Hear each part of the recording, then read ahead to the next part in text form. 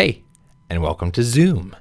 How do you change your name in Zoom? That's what we're going to explore today. But beyond that, because that's really quick and easy, so I'm actually going to share that with you on both desktop and mobile device in really less than a minute or so. The rest of the video, I want to dive a little bit more deeply in how to use this feature on Zoom to ramp up engagement and create more meaningful gatherings. So, without further ado, here we go. All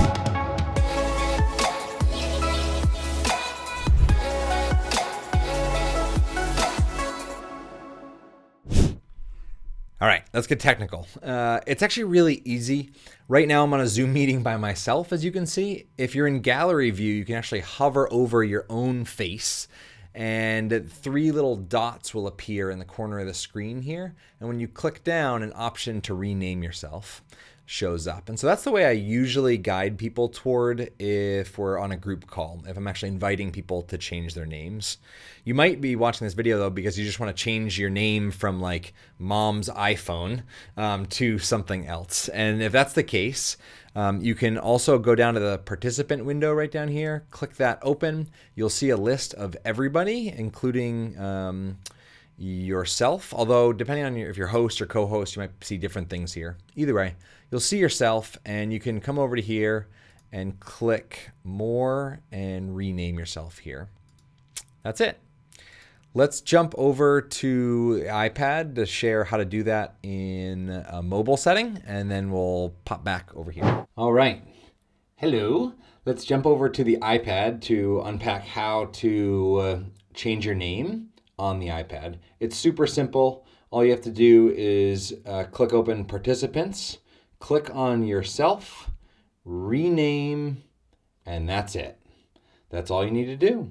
If you want to drop down to just your first name, you can.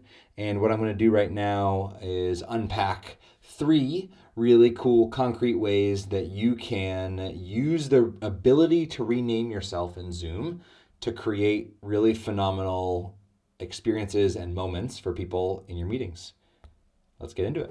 Because my job is, aside from recording YouTube videos about how to change your name in Zoom, really 99.9% of my job is actually helping some of the top organizations and universities on the planet make virtual connection and engagement really easy. And a part of that is helping to make this otherwise 2D experience feel three-dimensional. And so, dad pun there. And so three of the ways that I invite people to change their name is designed to add depth to people. Because otherwise in gallery view, you just get a black box filled with names, or if they have their video on, you just see this random little tiny box of pixels in this little context. Okay, wait a second. We need to shake these glasses off. All right, let's take these glasses off. There we go, that's better. So the three times that I invite people to change their names on Zoom, and I don't use all three of these at the same time or in the same session, but in the beginning of the session, I'll invite people to change their name. Sometime in the middle, I'll invite people to change their name in Zoom, and sometime at the end.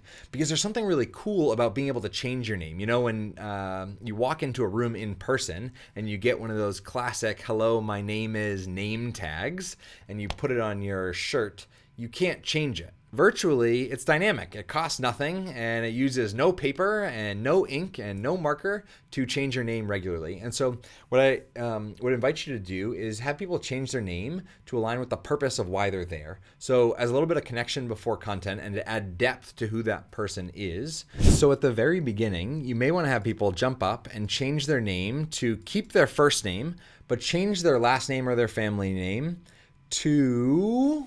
And you get to fill in the blank. This is where you get to add depth and context. So you could have people change their name to represent one word that describes why they showed up.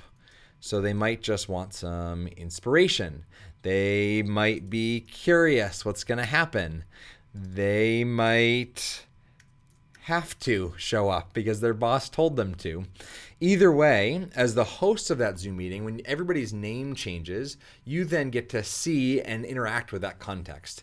I've had people change their name in the beginning, change their last name to one of their favorite foods, to one of their hobbies, to a question they have. Now, when I say question they have, a topic about a question, because you never want to have people change their name more than 2 or 3 words max.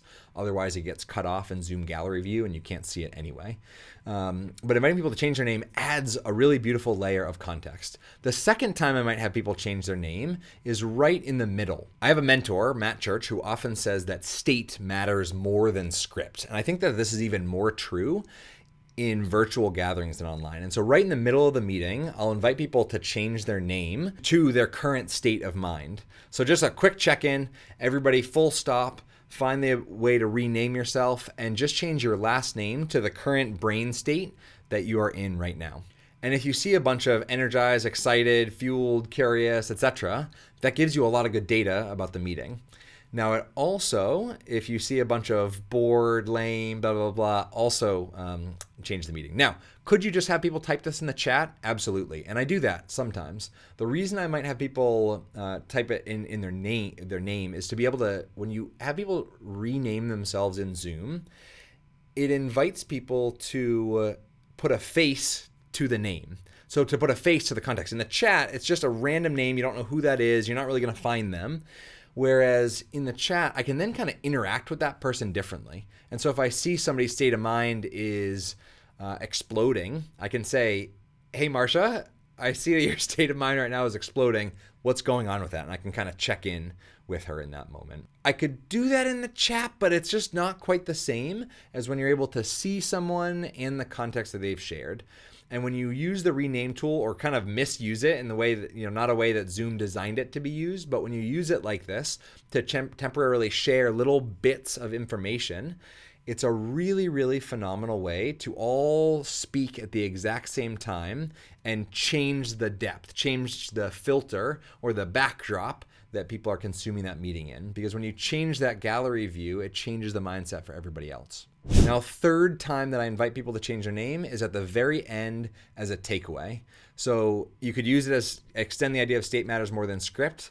You could say, hey, at the beginning of this meeting, we all started out probably a little bit stressed, overwhelmed, jumping from 5 other Zoom meetings. Now, how are we feeling? And to just check in right there, do a full pause and say, can you change your name to the state that you are leaving this meeting? Can you change your name to one takeaway that you have walking out of this meeting? It's a really remarkable way to end on a more memorable note and on a high note, because typically people will change their name. Even if they have some critiques for what was going on, they'll change their name to something that they'll cherry pick something positive generally to associate with themselves. There are very few people in the world who love to be associated with being negative. There might be lots of negative people, but there's very few people who love to be associated with being negative. And so that's one way to offset that dynamic. Hope this was really useful. You should keep your own name, but change your name in Zoom to add a little bit of 3-dimension depth. If you liked this video and you got more than what you expected in it, you'll love these videos. Have an awesome day.